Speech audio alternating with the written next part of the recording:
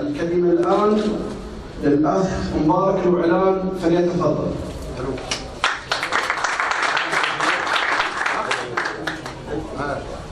بسم الله الرحمن الرحيم، والحمد لله رب العالمين، والصلاة والسلام على النبي الهاشمي عليه أفضل الصلاة والسلام.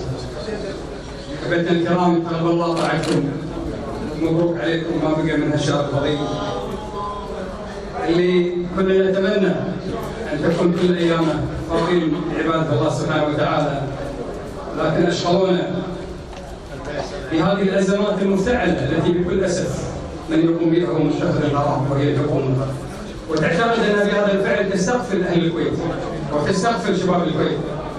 وأنا أقول الشباب أوعى وأكبر فهما مما تحاولون أن تعملوا. وأيضا نقول لهم أمام هذا الظلم اللي بكل أسف اللي عباءة تغطي الكويت كلها بدون استثناء، أن من زرع الظلم لن يحصد إلا الخسران، وهذه السلطة لن تحصد إلا الخسران. بداية أود أن أوجه رسالة ورسالة تقدير وإجلال، لو سمحت أعطيني ورقة بس. واسمحوا لي إذا ذكرت أسماء الأبطال، لكن أنا أعتقد أقل شيء هو أن نشكرهم من خلال المنابر ومن خلال هذا المنبر في ديوان شخص تعجز الكلمات أن تفي حقه هو مسلم الوطن، العم والرجل الكبير اللي حتى شيبته ما غفرت له.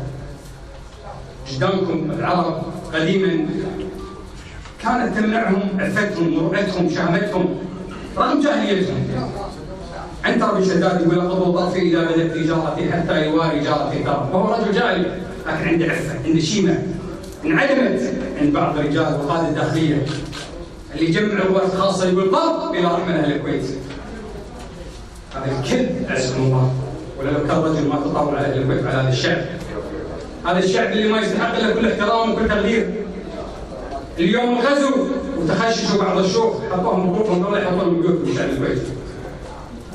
قاموا اهل الكويت طلعوهم من كل مكان، اللي يطلع سعودي ركبوه وخاطروا بانفسهم وطلعوهم وتحملوا اللي ما في وراها. انا اعتقد شيء هي راسك راح يطير اذا انت تطلع شيخ او تطلع مسؤول.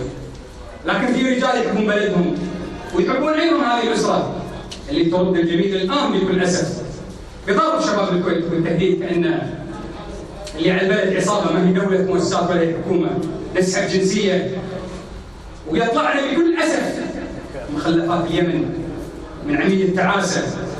الى اجلكم الله واسمحوا لي بهذه الكلمه، لكن اقل وصف اقل كلمه قالها قوى دندن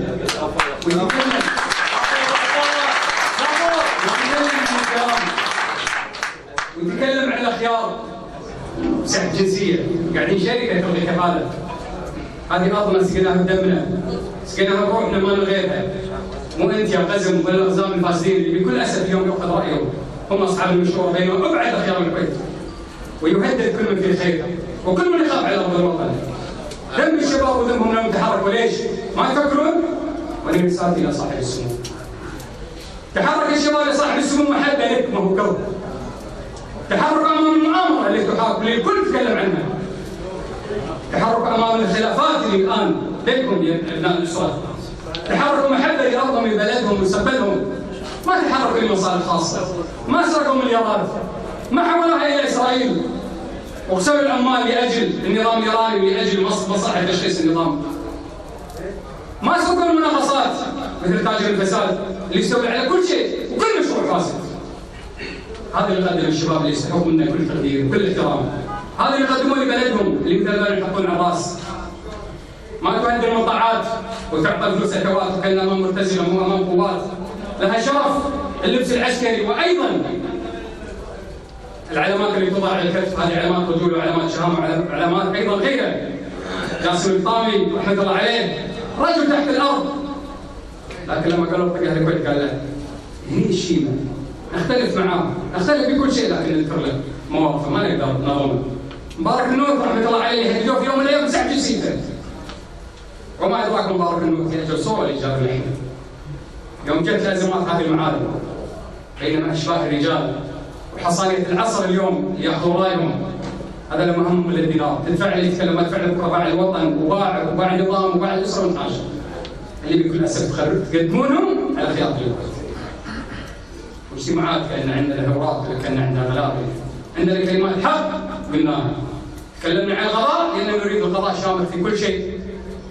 اللي عليه علامة استفهام يقعد، وإذا كان بريء يحاسبنا كلنا ونستحق أن نحاسب. ما نبي نظلم أحد.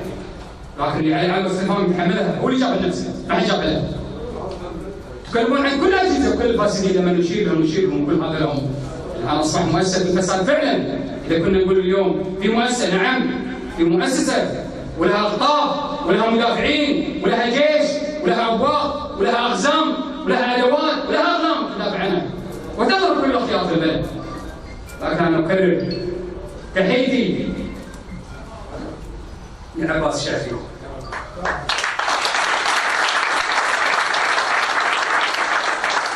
على هذا الموقف اللي هو موقف المكتب، وأيضا للأخ أحمد الدباسي.